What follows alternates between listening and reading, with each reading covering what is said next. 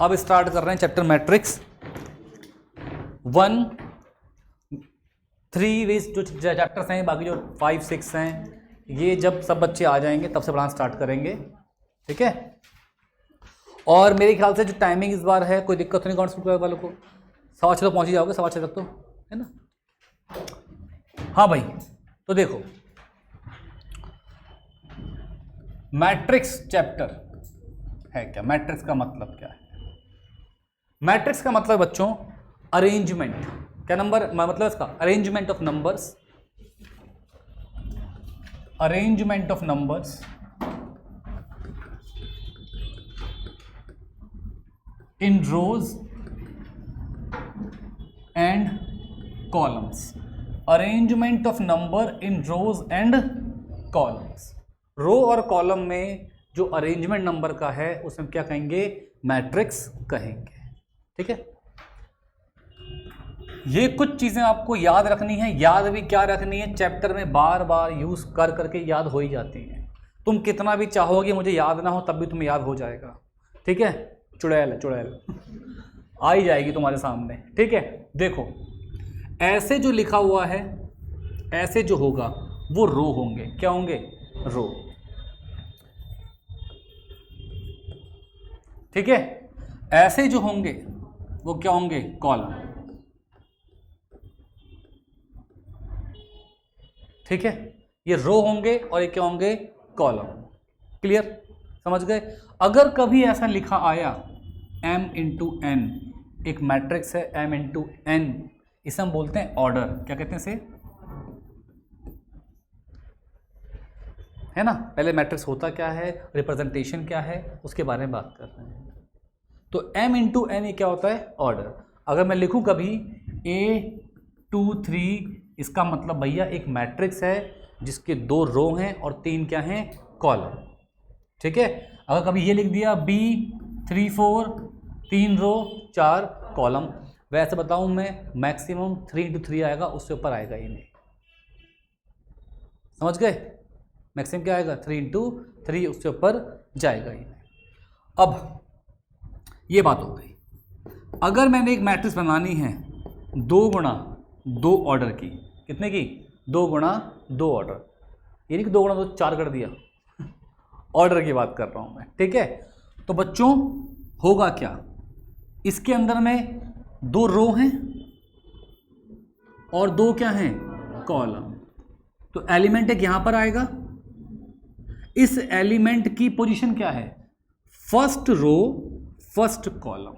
किसी भी एलिमेंट को मैं रिप्रेजेंट करूंगा AIJ से, किससे, जहां पे I और J क्या शो कर रहे हैं, पोजीशन क्या शो कर रहे हैं। सिर्फ तुम क्या सीख रहे हो, रिप्रेजेंटेशन क्या क्या है, I और J क्या शो कर रहे हैं, पोजीशन। अगर मैं लिखा 1 1, तो ये भी 1, ये भी 1, इसका मतलब फर्स्ट रो और फर्स्ट कॉलम, ठीक है। क्लियर है, कोई दिक्कत तो नहीं। तो A11 first row first column, यहां लिख दो A12, तो क्या है, देखो रो सेम है ना, फर्स्ट रो सेकंड कॉलम।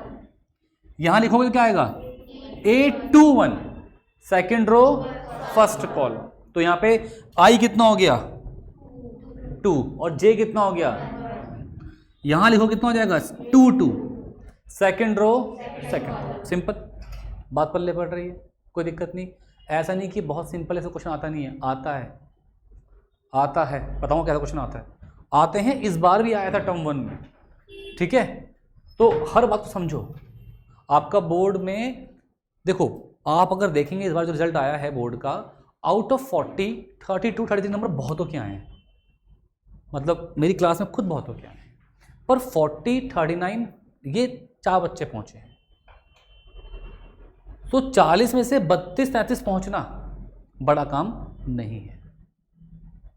वो जो डिफरेंस क्रिएट होगा ना, वो 4-5 नंबर का होगा, और वो उन्हीं का होगा जो बच्चे सीरियस एंड में आके होंगे। जो सीरियस एंड में आके होंगे वो कितनी भी जान लगा लेना 32 से ऊपर नहीं जा पाएंगे 40 में से। और जो सीरियस अभी से होंगे वो 35 तो जाएंगे ही जाएंगे, क्योंकि अगर ऑब्जेक्टिव हुआ ना तो इतनी प्रैक्टिस हो जाएगी कि तुम्हें ना याद रहेगा कि ऐसे का आंसर ऐसा आता है, ऐसे का आंसर ऐसा, ठीक है। और पढ़ाया हुआ बोर्ड में आएगा, इसकी शॉर्टेज मैं देता हूँ अच्छे से। जो क्वेश्चंस मैं क्लास में कर रहा हूँ, जो समझा रहा हूँ, वो अच्छे से मेंटेन करो copy, same to same question आपको बोर्ड्स में मिलेंगे, है ना, ठीक है।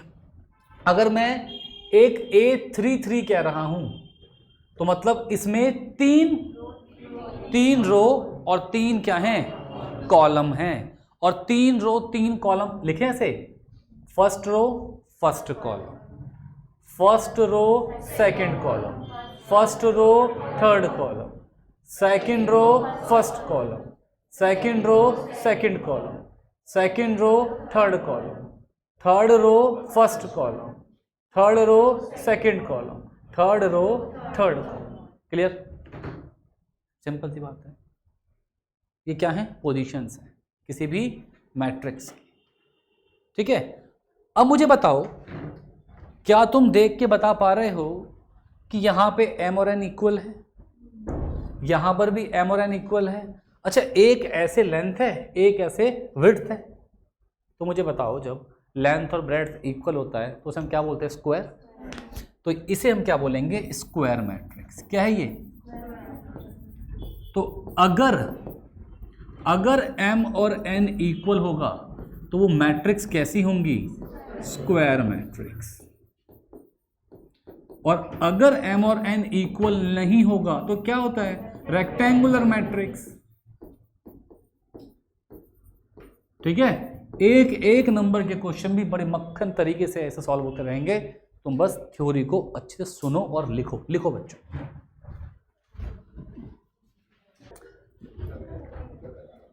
तो ठीक है बच्चों, ये बात आपने लिख ली होगी, है ना।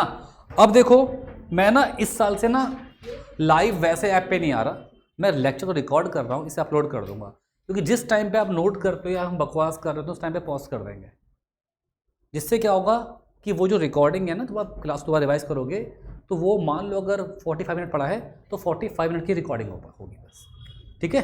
तो ये थोड़ा नया आइडिया निकाला है मैंने, देखते हैं क्या होता है, ठीक है।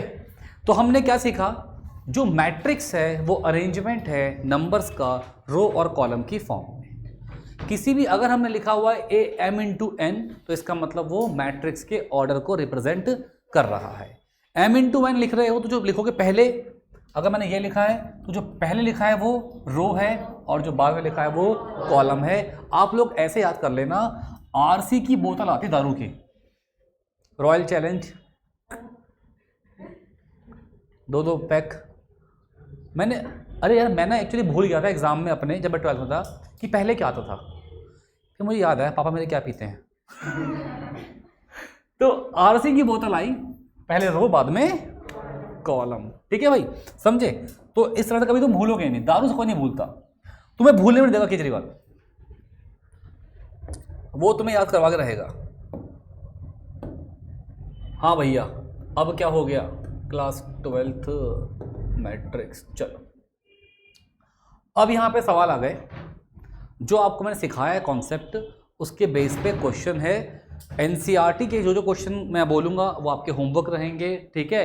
पढ़ेंगे इस तरीके से ही, पहले NCERT कंप्लीट, फिर जो बुक आपको मिलेगी उसके क्वेश्चंस, एंड देन बहुत एक्स्ट्रा क्वेश्चंस, ठीक है।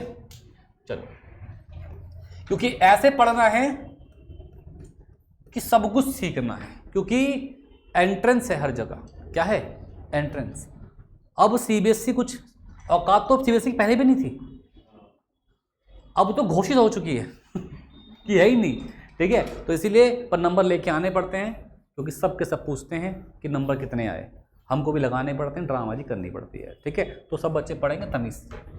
3 × 2 ऑर्डर है ना, एक मैट्रिक्स है 3 × 2 ऑर्डर, किसका मतलब क्या हुआ, 3 क्या है, 2 क्या है, ठीक है। 3 × 2 ऑर्डर, 3 रो 2 क्या है बेटा, कॉलम है। तो रो कितनी हो गई, 3, और कॉलम कितने बेटा, 2। आपको मैट्रिक्स के जो एलिमेंट्स हैं वो इस डेफिनेशन से आएंगे। क्या है, AIJ 1/2 i माइनस 3j। देखें जरा क्या इसका मतलब है, देख के टफ लग रहा होगा, मजाक है मजाक।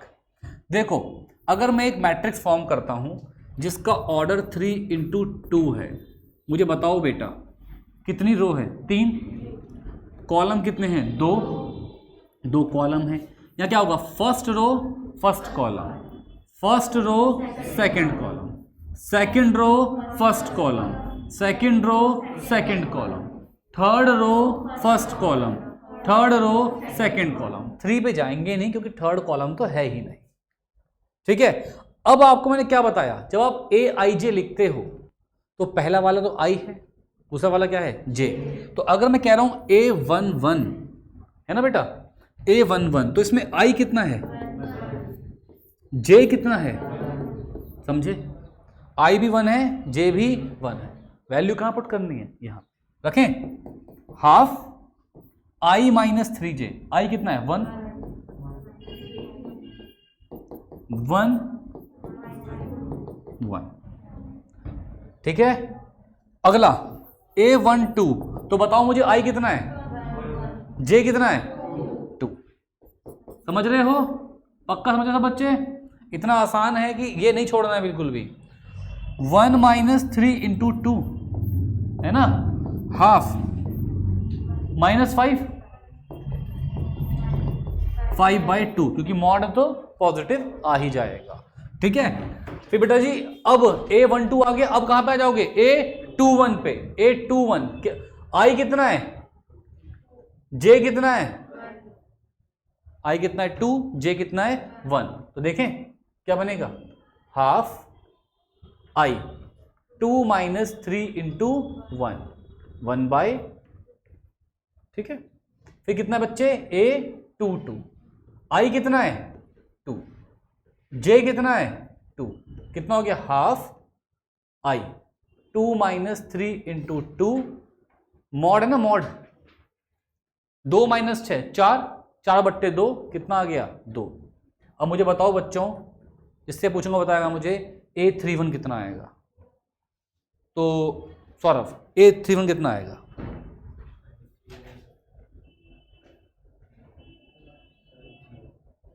कितना आएगा? 31 0। ठीक है, सही है।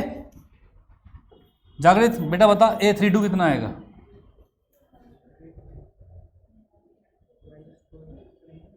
हाँ हाँ,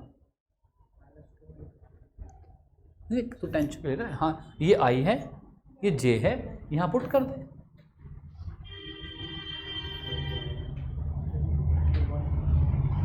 अरे J को 2 पुट करेगा ना, टेंशन मत यार, ये तो घबरा गया, आता है इसको है। देख भाई, मेरी किसी से दुश्मनी थोड़ी है, ऐसा मत सोचना कि मैं ठान के बैठ गया हूँ कि ये बच्चा बेकार है या कुछ सुनाऊंगा चमकाऊंगा, ऐसा कुछ भी नहीं है यार। जैसी हरकत, भाई घर में पेरेंट्स होते हैं ना, पेरेंट्स होते हैं, अगर आपने किसी दिन भी अच्छा काम कर दिया, क्या कहते हैं बेटा? अरे वाह मेरा बेटा है ना। और जिस दिन गलत कर दिया, दहलात। सेम यही सीन यहाँ पर है ना। अच्छा पढ़ोगे तो भैया मुझसे अच्छा कोई नहीं तुम्हारे लिए, तो ज़्यादा टेंशन मत लो। उसे आता था, उसने घबराहट में गलती कर दिया, कोई बात नहीं। मुझे बाकी उम्मीद थी नहीं कि इतना डरेगा मुझसे यार, मैं तो, ये तो हुनर है मेरा, मुझे लगा चमका देगा ये तो किसी को। I कितना है? 3। देख भाई I कितना है? 3। J कितना है? तो J कितना है? 2। 3 × 2, 3 माइनस 6, -3 आना था, मॉड है तो पॉजिटिव हो गया। कितना हो गया? 3/2। अब मुझे लिखनी है क्या? मैट्रिक्स। क्या लिखनी है बेटा? मैट्रिक्स। तो लिखे मैट्रिक्स को। क्या होगा मैट्रिक्स में? 1 1 1 है ना। फिर A12, देखिए पोजीशन है A12 5/2, यहां पर आएगा 5/2। फिर कितना है? 2 1, ये पोजीशन रही 2 1, क्या वैल्यू आ रही है? 1/2। फिर कितना आ रहा है? A22 कितना आ रहा है? 2। फिर कितना आ रहा है? A31 कितना आ रहा है? 0। और A32 कितना आ रहा है? 3/2। तो फाइनली आपकी मैट्रिक्स क्या बन गई है? अगर साफ साफ लिखना चाहें, जो हम नहीं लिख पाए यहाँ पे, 1, 1/2, 0, 5/2, 2 एंड 3/2। देखो 3 रो हैं और 2 क्या हैं? कॉलम।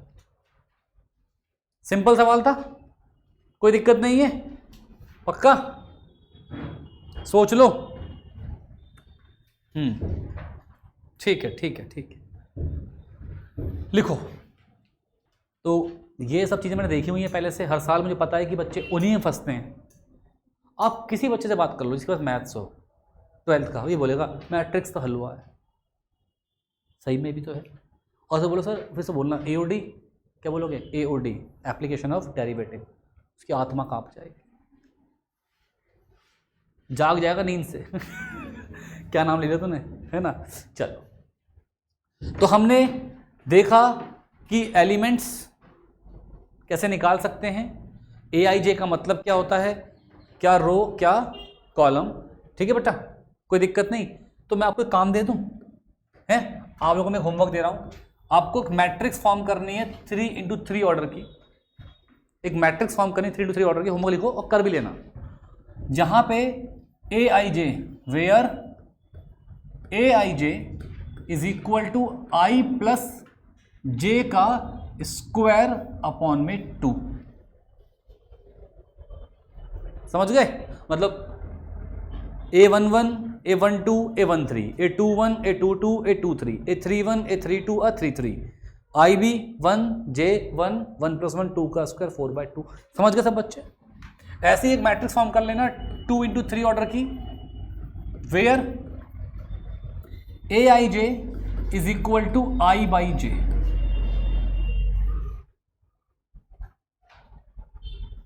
ये आपके 2 होमवर्क हैं। साथ साथ में होमवर्क जरूर करना, रिक्वेस्ट है मेरी। मैं परसों काम भी चेक कर लूंगा आप लोगों का, ठीक है? चलो, अब जैसा कि आपको मैंने कह दिया कि जो मैट्रिक्स है, पहले किसी भी बेसिक मैट्रिक्स में जो ऑर्डर है वो m × n है। क्या है ऑर्डर? m × n। तो इस ऑर्डर के बेस पे मैंने क्या कहा, हम पे 2 पॉसिबिलिटीज हैं। या तो ये m और n इक्वल होगा, या फिर ये इक्वल नहीं होगा, या फिर इक्वल होगा। ठीक है? अगर ये इक्वल नहीं होगा तो कैसी मैट्रिक्स होगी? रेक्टेंगुलर। अगर ये इक्वल होगा तो कैसी मैट्रिक्स होगी? स्क्वायर। अब कुछ बातें ध्यान रखना। स्क्वायर मैट्रिक्स के ही 3 टाइप हैं। मतलब कि कहने की बात है कि जब भी मैं कोई नाम बोलूंगा ऐसा, कैसा? Diagonal matrix. कौन सी मैट्रिक्स? Diagonal matrix. ठीक है? Scalar matrix. जब भी मैं ऐसा नाम बोलूंगा, डायगोनल मैट्रिक्स, स्केलर मैट्रिक्स। और यहां क्या होगा? Identity matrix. जब भी मैं ऐसे कुछ अनसुने नाम बोलूंगा तो ध्यान रखना, ऐसी मैट्रिक्स हमेशा क्या होंगी? Square matrix. क्या होंगी? हमेशा स्क्वायर। डायगोनल मैट्रिक्स तभी पॉसिबल है जब रो कॉलम क्या होंगे? इक्वल। ये भी तभी पॉसिबल है जब रो कॉलम क्या होंगे? इक्वल। और ये भी तभी पॉसिबल जब क्या होंगे? इक्वल होंगे। ठीक है बेटा, समझे? चलो देखते हैं जरा। मैं क्या कहा? स्क्वायर मैट्रिक्स के 3 type, diagonal matrix, scalar matrix and identity matrix. अब इसका मतलब क्या होता है ना? समझ गए? डायगोनल हम जानते हैं, अगर मैंने एक ड्रॉ किया स्क्वायर तो ऐसे ऐसे जो आते हैं वो क्या होते हैं? डायगोनल, है ना? अब मैट्रिक्स में डायगोनल 2 जगह से नहीं हो सकते, डायगोनल तो एक ही होगा। अब ऐसे वाला होगा कि ऐसे वाला होगा, हमें ये देखना है। डायगोनल की जो डेफिनेशन है बेसिक, डायगोनल की, वो क्या है? जहां पे I और J क्या हों, वो क्या होते हैं? Diagonal elements. क्या होते हैं वो? अभी समझाता हूं, पूरा एग्जाम्पल लेके समझाता हूं।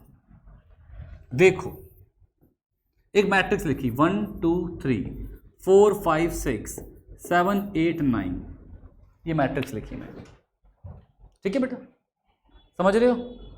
अब मुझे बताओ इसकी पोजीशन क्या है, बताओ।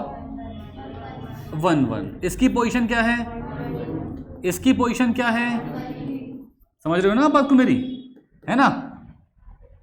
समझ रहे हो बेटा? इसकी पोजीशन क्या बेटा, बताओ। 2 1, सेकंड रो फर्स्ट कॉलम। इसकी पोजीशन क्या है, इसकी पोजीशन क्या है, इसकी पोजीशन क्या है, इसकी पोजीशन क्या है, इसकी पोजीशन क्या है, ठीक है ना? तो मैंने क्या कहा, जहां पे i और j इक्वल होंगे वही क्या होंगे, डायगोनल होंगे। तो कहां कहां इक्वल है, यहां पे इक्वल है, यहां पे इक्वल है, यहां, तो ये डायगोनल है, ये क्या है, डायगोनल।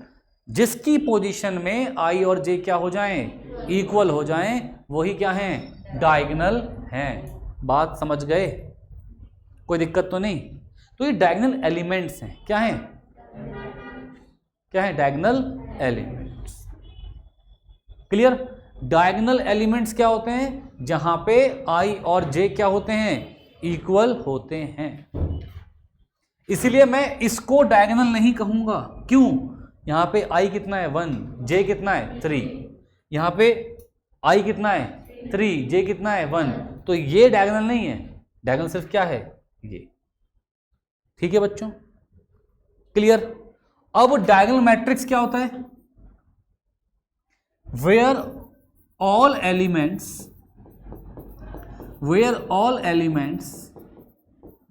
अदर देन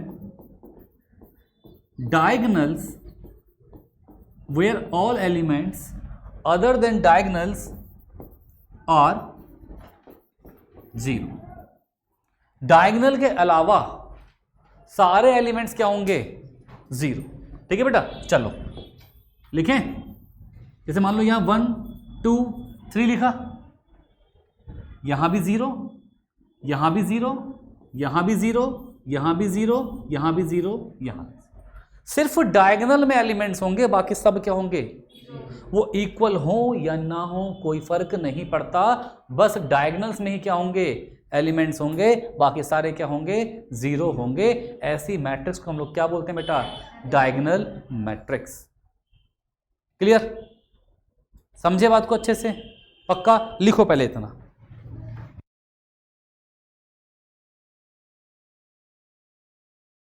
चलिए अब देखते हैं। तो हमें समझ में आ गया कि डायगोनल मैट्रिक्स में सिर्फ डायगोनल में ही क्या होंगे, एलिमेंट्स होंगे, बाकी सारे क्या होंगे, 0। अब देखते हैं स्केलर मैट्रिक्स क्या होती है। अब देखते हैं कि स्केलर मैट्रिक्स क्या होती है। ठीक है बच्चों, स्केलर मैट्रिक्स क्या होती है देखते हैं। अब देखो देखो देखो देखो, स्केलर मैट्रिक्स ना टाइप है किसका, डायगोनल मैट्रिक्स का। किसका? तो लिख लेना यहां पे, या फिर कह लीजिए स्केलर मैट्रिक्स। ये हर कहानी बहुत बारीक बारीक कहानी है, समझ में आनी चाहिए। स्केलर मैट्रिक्स क्या है, स्केलर मैट्रिक्स सबसेट है। क्या है? सबसेट है किसका, डायगोनल मैट्रिक्स का। किसका? मतलब की बात यहां पे ये होगी, अच्छे से सुन लो, समझ लो। मतलब की बात यहां पर ये होगी कि भाई लोगों, स्केलर मैट्रिक्स में भी सिर्फ डायगोनल में ही एलिमेंट्स होते हैं। क्या होते हैं? हाँ, बस एक कंडीशन आती है साथ में, और वो क्या, कि जितने भी एलिमेंट्स हैं डायगोनल्स के, वो क्या होने चाहिए, सेम होने चाहिए। क्या होने चाहिए? सेम। यहां पे क्या होगा, here elements of diagonals must be same. ठीक है? जैसे कि देखो 1 1, सॉरी यहां लिखो 5 5 5, क्या हो गई ये, स्केलर मैट्रिक्स। पर ये स्केलर नहीं है, ये स्केलर नहीं है, ये क्या है, स्केलर है। अच्छा मुझे बताओ, जो स्केलर मैट्रिक्स है क्या वो डायगोनल मैट्रिक्स हो सकती है? हाँ, ठीक है, बट जो डायगोनल है वो हर बार स्केलर नहीं होगी, समझे? क्योंकि स्केलर में कंडीशन क्या है कि डायगोनल के एलिमेंट्स सेम आने चाहिए, बट डायगोनल मैट्रिक्स में सिर्फ डायगोनल में एलिमेंट्स आएंगे, चाहे वो सेम हो चाहे सेम ना हो, समझे अंतर? स्केलर मैट्रिक्स में और डायगोनल मैट्रिक्स में कॉमन चीज क्या है कि दोनों में सिर्फ डायगोनल में ही एलिमेंट्स आएंगे, और अलग चीज क्या है कि स्केलर में तो कुछ भी आ सकते हैं डायगोनल में, बट स्केलर में डायगोनल में क्या है, कुछ भी आ सकते हैं, बट स्केलर में क्या है, सेम एलिमेंट्स आएंगे। मुझे बताओ 2 2 0 0 2 2 2 0 0 0 0, ये स्केलर है, स्केलर है, कोई दिक्कत नहीं है। मुझे बताओ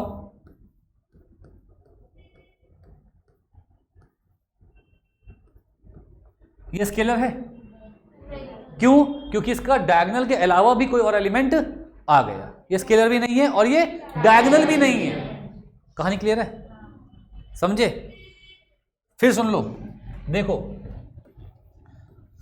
1 4 5 0 0 0 0 0 6, क्या ये डायगोनल मैट्रिक्स है? डायगोनल नहीं है ना, तो स्केलर है? स्केलर भी नहीं।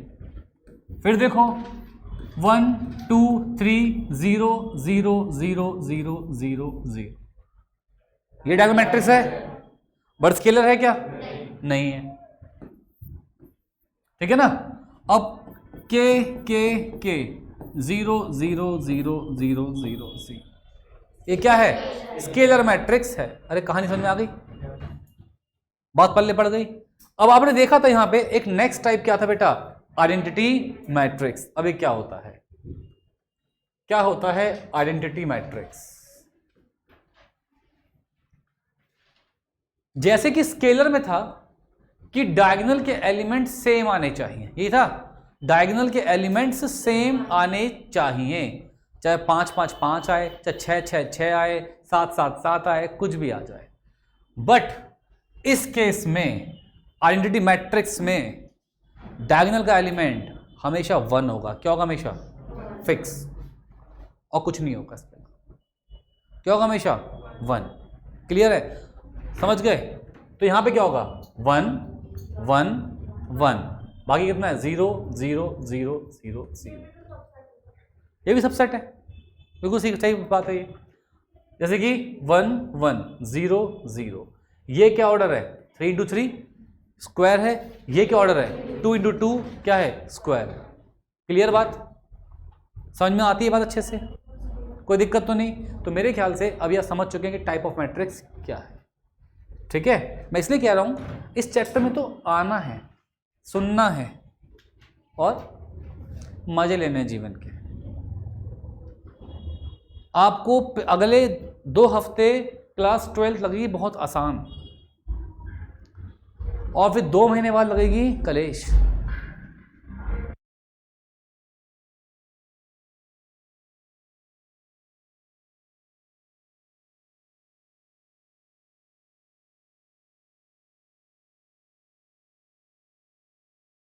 हो गया? समझ गए अच्छे से? कोई दिक्कत नहीं है? याद रहेगी बातें? बहुत बढ़िया, बहुत बढ़िया। अब यहां पे आप कुछ नाम देख रहे होंगे, कुछ नाम पाएंगे आप, और वो नाम क्या है? कॉलम मैट्रिक्स, जिसका एक कॉलम होगा, जिसका एक कॉलम होगा, और रो तो कितनी भी हो सकती है। तो इसका मतलब ऐसे लिखेंगे, जैसे 1 2 3 4 5, तो इसमें क्या है? 5 रो हैं और एक क्या है? कॉलम, ठीक है? क्या ये? Column matrix. तो किसी भी कॉलम मैट्रिक्स का जो ऑर्डर होगा वो कितना होगा? n × 2। समझ गए ना? अब कुछ नहीं, 5 लिख लो, 10 लिख लो, 20 लगा दो, अगर सिर्फ एक ही कॉलम है तो क्या हो गई? कॉलम मैट्रिक्स हो गई। मुझे बताओ पीयूष, ये है क्या कॉलम मैट्रिक्स? क्या ये कॉलम है? इसमें कितनी रो है बेटा? नहीं, रो कैसे होती है बेटा? रो ऐसे होती है। कितनी रो है इसमें? 1 2 3 4, 4 रो हैं। कॉलम कितनी है? तो मैंने क्या कहा आपसे, ये कॉलम मैट्रिक्स नहीं है। ठीक है, यहां बात कर लें रो मैट्रिक्स की, जिसके अंदर में एक ही क्या होगी? रो। तो 1 इंटू n का ऑर्डर रहेगा। तो 1 2 3 4 5। अब देखिए इसमें एक ही रो है और 5 क्या हैं? कॉलम। ये क्या होती है? Row matrix. सिंपल, क्लियर है, कोई दिक्कत नहीं। लिख लो ये बातें भी, फटाफट लिखो ये बातें। अब देखो भैया नेक्स्ट काम, बहुत बहुत सिंपल काम है, बहुत सिंपल काम है। जीरो मैट्रिक्स, अरे यार जिसमें सारे एलिमेंट क्या हो जाएं? जीरो। स्क्वायर हो या ना हो कोई दिक्कत नहीं है। ठीक है,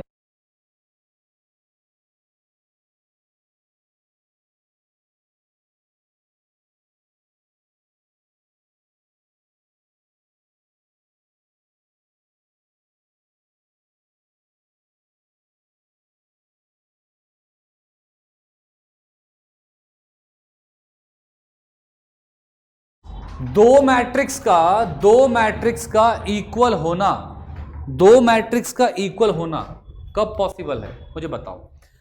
क्या कभी ऐसा पॉसिबल है जैसे कि मैट्रिक्स 1 2 3 4 है, यहां मैट्रिक्स हो जाए ABCD EFGH? यार ये पॉसिबल ही नहीं है। एक मैट्रिक्स का ऑर्डर 2 गुणा 2 है, एक मैट्रिक्स का ऑर्डर कितना है? 2 रो 4 कॉलम। अगर दो मैट्रिक्स इक्वल हैं तो उसके लिए पहली कंडीशन क्या है कि उनका ऑर्डर क्या होना चाहिए? सेम होना चाहिए। ऑर्डर क्या होना चाहिए? सेम होना चाहिए। अगर दो मैट्रिक्स इक्वल हैं तो उनका ऑर्डर क्या होना चाहिए बच्चों? सेम होना चाहिए। सेकंड बात कॉरस्पॉन्डिंग एलिमेंट सेम होने चाहिए। क्या होना चाहिए बेटा? कॉरस्पॉन्डिंग एलिमेंट सेम होने चाहिए। ये दो बातें आपको याद रखनी। सिंपल सवाल है, आपको बता दूं मैं, ऐसे भी सवाल कई बार आए हुए हैं। मेरी बात पे भरोसा ना हो तो CBSE के क्वेश्चन मिल जाते हैं वेबसाइट पे, आप आराम देख सकते हैं। ठीक है, ऐसा नहीं है कि सिंपल पढ़ा रहा हूं, वो मेरी आदत भी नहीं है। ठीक है, ऐसे ही क्वेश्चन आए हुए हैं। पहले मैं छोड़ता था, अरे मैं कहा बहुत सिंपल है, बच्चे खुद से कर लेंगे, तो एंड में टफ तो हो गया, सिंपल ही नहीं हो पाया। ठीक है, पर अब मैं कर देता हूं, फॉर्मेलिटी पूरी कर देता हूं। दो अगर मैट्रिक्स सेम है तो ऑब्वियस सी बात है ये पहला एलिमेंट इसके पहले एलिमेंट के इक्वल होगा, है ना? तो इसका मतलब x + 3 किसके इक्वल होगा? 0। x मिल गया, है ना?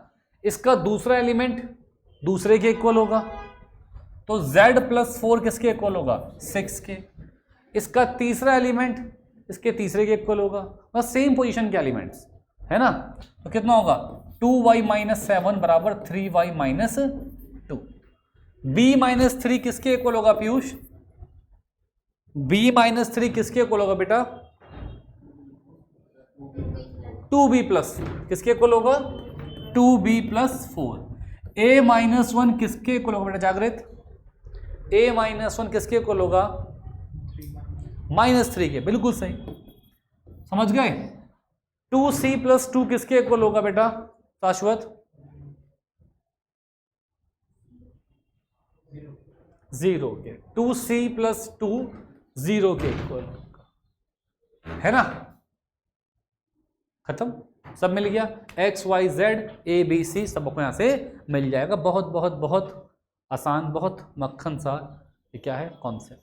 ठीक है, क्लियर है? सब बच्चे लिखें इसे फटाफट से। इसे कहते हैं इक्वालिटी ऑफ मैट्रिक्स। तो ये सवाल हो गया।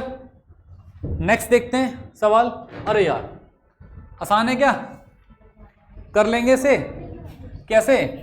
2a + b किसके इक्वल है?